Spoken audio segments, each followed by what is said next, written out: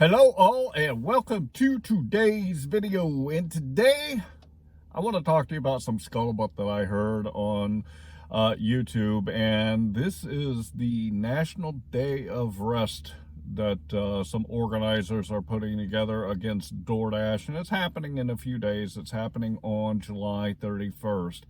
Many of you might be watching this and you haven't heard anything about it. I just kind of happened upon it the other day and saw a couple of videos on it. And today I want to talk to you about this National Day of Rest and kind of what my opinion is on it. Before we get into the topic, I do want to remind you that down in my description, I have my metrics spreadsheet. I talk to you guys all the time about keeping track of your metrics. It is vitally important. If you want to know what you're doing out there and seeing where you need to improve, you have got to know what your numbers are. So I'm going to throw up the spreadsheet here on the screen real quick and talk to you guys about it. The first thing you'll notice is I always put in my start time and my end time. It gives me my hours worked. I also put in my mileage, and then for each individual app, I put in the dollars that I've made for that shift. I put in the time worked for that shift, and I also put the number of deliveries. And then if you look at the bottom of it, you'll see that it keeps track of what your average dollar per hour is. It also will keep track of what your average per mile is. We always talk about making that $25 to $30 an hour and making $1.50 or higher per mile. And that is kind of where your base minimum is. And then it also shows you what your average per delivery is. If you keep track of your dollars per hour, your dollars per mile, and your dollars average per delivery, it will help you improve your income overall. We all know that some hours you go out there and you only make $15 an hour, but there's hours that you go out and you make $40 an hour. So knowing that average will let you know how you're doing over time. The other thing I want to remind you is I put a link to a video where I talked about the three apps that I use, which is Beans, Simply Wise, and QuickBooks Self-Employed.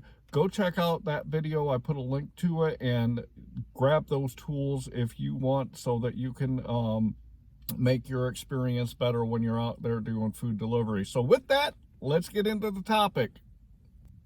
About 4 or 5 months ago, I did a video. It was called The Decline Now Movement. I'll throw a link to it down in the description if you want to go check it out. But I did a video on the Decline Now Movement, and I kind of feel that this National Day of Rest on DoorDash is kind of the same thing. And in that video, I talked about how the Decline Now Movement, although it was a good idea, the strategies that they had in place were not going to impact DoorDash. And I'm going to throw out there in the beginning of my conversation about this that the strategies that this National Day of Rest, whoever is organizing it, is going to have the same impact on DoorDash, which is zero. And the reason this is number one, it is a very loosely organized thing. I just happened upon it, and it was because one of the YouTubers that I watched did a video on it. Beyond that, I had heard nothing about it. It's very likely that some of you watching this video haven't heard anything about it. The point is that they do not have a large enough network of drivers that even if they do this National Day of Rest, it's going to really impact what happens that day on DoorDash because there's so many people that haven't heard about it. The second thing I want to say about it is because it's so loosely organized, they're not going to have enough dashers that are doing this that is going to even impact DoorDash in a way that they'll even notice that it's happening. They're not going to really notice that people are taking the day off to protest them because so many people will still be out because they haven't heard about it. If you decide to take this National Day of Rest and protest at DoorDash, the only people that it will affect is you. Here's my suggestion. As I always tell you, with DoorDash or any other app, you need to form a strategy around how that app works.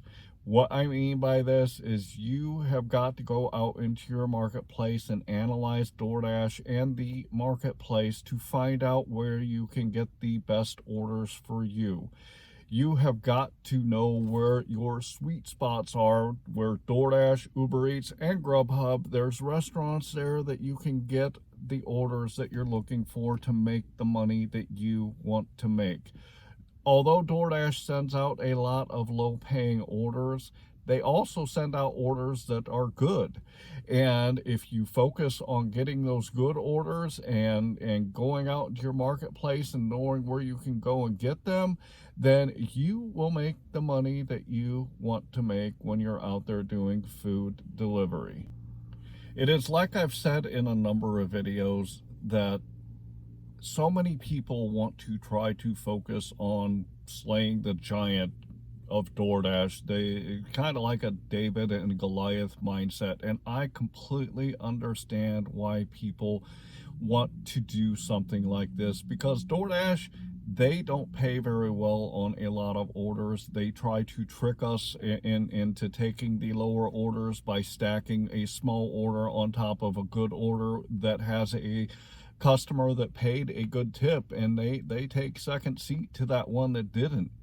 They also try to hide the total amount that we are going to make when we're out here taking these orders.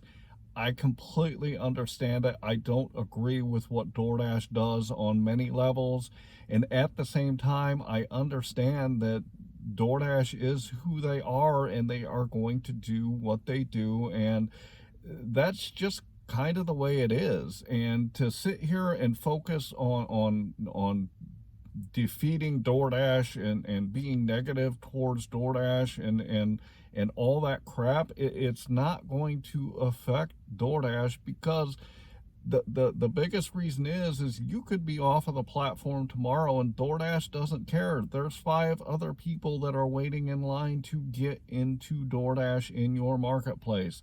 I've heard of a lot of marketplaces, talking to different people that have contacted me via email or phone, from my subscribers and other people here on YouTube, that there's a waiting list to get on DoorDash in some marketplaces. Do you really think that they care if a group of people take a day off to protest because they think that that's going to make a difference? DoorDash doesn't care, and it's not going to impact them. So as I always tell you, let's stop focusing on the negative and let's start focusing on the positive and focus on what we can do on these apps. As I've said before, if you cannot stand the way that DoorDash does it and you don't agree with anything about DoorDash, get off the platform. There's a lot of other options out there. If, on the other hand, you want to understand DoorDash in your marketplace, you want to learn how your marketplace works, and you want to pick those orders that are going to get you the money that you want to make for you and your family, then keep using DoorDash. There has been a lot of different people trying to organize against DoorDash. There was Decline Now movement, there was a para thing, now there's a day of rest. And I honestly believe that these people are doing it just to get some self-gratification and to have their name in front of a crowd. And it's really not going to do anything other than affect you if you take this day of rest off. When you're doing DoorDash, Uber Eats, Grubhub, Rover, Instacart, Lyft, Shipt, any of these apps, you have got to focus on what you have control of and what you can do to earn the money that you want to make when you're out here. Don't worry about the other stuff. All you need to focus on is what you can control, and if an app will get you the earnings that you want to earn, go ahead and use it. If it won't, don't use it. But jumping into an organization that's so loosely organized, and you know, if they want to impact DoorDash, that they've literally got to get 1 million people on board, because there are so many drivers on DoorDash that a few thousand isn't going to do a thing. So my recommendation to you is focus on what you can control, and do what you can for you and your family when you go out there, and don't worry about anything else. So many YouTubers and people on the internet, they want to yell, scream, and complain about these different platforms, and these platforms are the way they are because that's the business model that works for them, and each one is a little bit different. And if you have no control over it, why even worry about it? I appreciate you watching today's video, and I want to remind you to jump down into my description and go grab my metric spreadsheet. Also, if you would like to check out those other apps that are great tools that I use, the Beans app, the Simply Wise, and the QuickBooks Self-Employed, go down into my description and you can learn about them. And if you feel that they're good tools that can help you, you know, click on the links and go grab them real quick and start using them to benefit you. I'd also like to remind you that I have started that series on some passive or semi-passive income. So make sure you check out my semi-passive income playlist, because I'm creating a video a week on the semi-passive income, so I can teach you guys how to get out there and make some money without trading your time for dollars. And with that, I'd like to say I hope that you are out there getting the money that you and your family deserve. And with that, I'm going to say thanks.